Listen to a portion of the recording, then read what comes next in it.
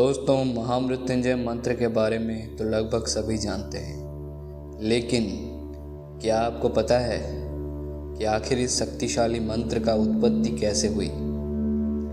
हम जानते हैं आप में से बहुत से ऐसे लोग हैं जिन्हें इस बारे में कुछ पता नहीं होगा। तो चलिए आज हम आपको बताते हैं कि भोलेनाथ के इस महामृत्युंजय मंत्र के उत्पन्न कैसे हुआ और इसके उच्चारण से मानव को क्या क्या लाभ प्राप्त होते हैं। कुछ पौराणिक कथाओं के अनुसार मृकंड नामक एक ऋषि शिव शंकर के अनन्य भक्त थे। वे उनकी बहुत ज़्यादा पूजा अर्चना करते थे। असल में उन्हें कोई संतान नहीं थी। वे जानते थे कि देवों के देव महादेव अगर उन पर प्रसन्न हो जाएंगे तो उन्हें संतान की प्राप्ति अवश्य होगी। यही मन में विचार कर उन्होंने शिव जी को खुश करने के लिए घोर तपस्या किया और जो वो चाहते थे वही हुआ। भगवान शंकर उनकी तपस्या से खुश हुए और उन्हें दर्शन दिए। जब उन्होंने मृकंड को वरदान मांगने का अवसर दिया तब वरदान में मृकंड ऋषि ने एक पुत्र प्राप्ति का वरदान मांगा। भगवान शंकर ने उन्हें विधान के विपरीत जाकर वरदान तो दे डाला, लेकिन भगवान शंकर ने उन्हें चेतावनी भी दिया कि इस खुशी के साथ एक दुख भी आएगा। मृकंड ऋषि ने फिर भी उनके वरदान को स्वीकार किया। भोले शंकर के वरदान से ऋषि को पुत्र प्राप्त हुआ, जिनका नाम उन्होंने मार्कंडेय रखा। ज्योतिषियों ने जब इस बालक की कुंडली देखी तो उन्होंने ऋषि और उनकी पत्नी को बताया कि ये बालक अल्पायु है, मतलब इसका उम्र केवल 12 वर्ष होगा। यह सुनते ही ऋषि की खुशी दुख में बदल गई, लेकिन उन्होंने धैर्य रखते हुए अपनी पत्नी को समझाया कि जिस भोलेनाथ ने हमें यह वरदान के रूप में भेंट किया है वही इसकी रक्षा भी करेंगे। धीरे धीरे मार्कंडेय ऋषि बड़े होने लगे।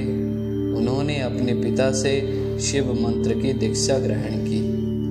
एक दिन उनकी माता ने दुखी होकर अपने पुत्र को बता दिया कि वो अल्पायु है। जब मार्कंडेय ऋषि को यह पता चला तो अपने माता पिता के खातिर उन्होंने ये स्थिर किया कि वो भगवान भोलेनाथ से दीर्घायु होने का वरदान प्राप्त करेंगे। इसके बाद उन्होंने एक मंत्र की रचना की और शिव मंदिर में बैठकर इस मंत्र को पाठ करने लगे और यही मंत्र को हम आज महामृत्युंजय मंत्र के नाम से जानते हैं, जो कि है ओम त्र्यंबकं यजामहे सुगंधिं पुष्टिवर्धनम् उर्वारुकमिव बन्धना मृत्युर्मुक्षीयमामृता। मान्यता है कि जब यमदूत उन्हें लेने आए तो बालक मार्कंडेय भगवान शंकर की आराधना में मग्न था। तो वो लोग उनके अखंड जाप के संकल्प को पूरे होने की इंतज़ार करने लगे, लेकिन थोड़ी देर बाद वो वापस लौट गए और यमराज को बताया कि वो बालक तक पहुंचने का साहस नहीं कर पा रहे हैं। इस पर यमराज को क्रोध आ गया और कहा कि मृकंड के पुत्र को मैं स्वयं लेके आऊँगा, और उसे लाने के लिए निकल पड़े। जब वो वहाँ पहुँचे तो बालक मार्कंडेय जोर जोर से महामृत्युंजय मंत्र का जाप करते हुए शिवलिंग से लिपट गया। यमराज ने उसे शिवलिंग से खींच कर ले जाने की कोशिश की। तभी जोरदार हुंकार से मंदिर कांपने लगा और शिवलिंग से महाकाल प्रकट हो गए। उन्होंने क्रोधित होकर यमराज से कहा, तुमने मेरी साधना में लीन भक्त को परेशान करने का साहस भी कैसे किया? जिसके बाद यमराज महाकाल के क्रोध से डर से कांपने लगे। पर हिम्मत जुटाते हुए उन्होंने फिर कहा, प्रभु मैं आपका सेवक हूँ और आपने ही जीवों का प्राण हरने का हक मुझे दिया है।